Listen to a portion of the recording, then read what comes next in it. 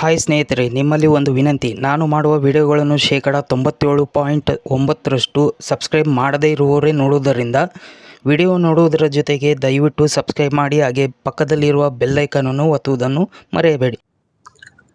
ಕನಸಿನಲ್ಲಿ ಹಾವು ಬಂದರೆ ಏನು ಅರ್ಥ? ನಿದ್ದೆ ಅನ್ನೋ ವಿಷಯ ಅಂತ ಬಂದಾಗ ಹಗಲು ರಾತ್ರಿ ಅನ್ನದೇ ನಿದ್ದೆ ಮಾಡ್ತಾನೆ ಇರ್ತೀವಿ, ಇದು ಸಹಜ. ಆದರೆ ಮನಸ್ಸು ಯಾವಾಗ ನಿದ್ದೆಗೆ ಜಾರುತ್ತದೆಯೋ ಆವಾಗ ಕನಸು ಅನ್ನುವ ಚಿತ್ರ ಕಾಣಿಸುತ್ತದೆ. ನಮಗೆ ಬೀಳುವ ಕನಸಿನಲ್ಲಿ ನಾವೇ ಇರುವುದಿಲ್ಲ, ಆದರೂ ನಮಗೆ ಕನಸು ಬೀಳುತ್ತದೆ. ಕನಸು ಅಂತ ಬಂದಾಗ ಕೆಲವು ಒಳ್ಳೆಯ ಕನಸು ಬಿದ್ದರೆ ಇನ್ನು ಕೆಲವು ಸಲ ಕೆಟ್ಟ ಕನಸು ಬೀಳುತ್ತದೆ. ವಿಷಯಕ್ಕೆ ಬಂದರೆ ಕನಸಿನಲ್ಲಿ ಹಾವು ಬರುತ್ತದೆ. ಕೆಲವು ಸಲ ತೆಳ್ಳಗೆ ಇರುವ ಹಾವು ಬರುತ್ತದೆ, ಇನ್ನು ಕೆಲವು ಸಲ ಕಪ್ಪು ನೀಲಿ ಬಣ್ಣದ ಹಾವುಗಳು ಬರುತ್ತದೆ.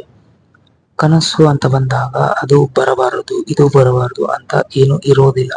ಆದರೆ ಕೆಲವು ಕನಸುಗಳು ನಮಗೆ ಭವಿಷ್ಯದಲ್ಲಿ ಬರುವ ಸೂಚನೆಗಳು ಒಳ್ಳೆಯದು ಅಥವಾ ಕೆಟ್ಟದು ಸಲುವಾಗಿ ಬರುತ್ತದೆ. ಕನಸಿನಲ್ಲಿ ಪದೇ ಪದೇ ಹಾವು ಬರ್ತಿದ್ದರೆ ರಾಹು ದೋಷ ಅಥವಾ ಶಾಪ ಇದೆ ಅಂತ ಅರ್ಥ. ಅಕಸ್ಮಾತ್ ಹಾವು ಕಚ್ಚಿದರೆ ಕೇತು ದೋಷ ಅಥವಾ ಶಾಪ ಇದೆ ಅಂತ ಅರ್ಥ. ಇನ್ನು ಕೆಲವು ಸಲ ಪದೇ ಪದೇ ಹಾವು ಬರ್ತಿದ್ದಾವೆ ಅಂದರೆ ಅದಕ್ಕೆ ಸರ್ಪ ಅಥವಾ ಕಾಳಸರ್ಪ ದೋಷ ಅಥವಾ ಶಾಪ ಇದೆ ಅಂತ ಅರ್ಥ.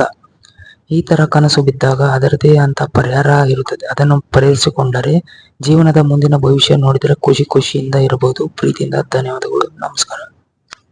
ಇನ್ನೂ ಹೆಚ್ಚಿನ ನನ್ನ ವಿಡಿಯೋಗಳು ಮಾಹಿತಿಗಳು ತಿಳಿಯಬೇಕಾದರೆ ನನ್ನ ಯೂಟ್ಯೂಬ್ ಚಾನಲನ್ನು ಸಬ್ಸ್ಕ್ರೈಬ್ ಮಾಡಿ, ಲೈಕ್ ಮಾಡಿ, ಶೇರ್ ಮಾಡಿ. ಪ್ರೀತಿಯಿಂದ ಧನ್ಯವಾದಗಳು. ನಮಸ್ಕಾರ.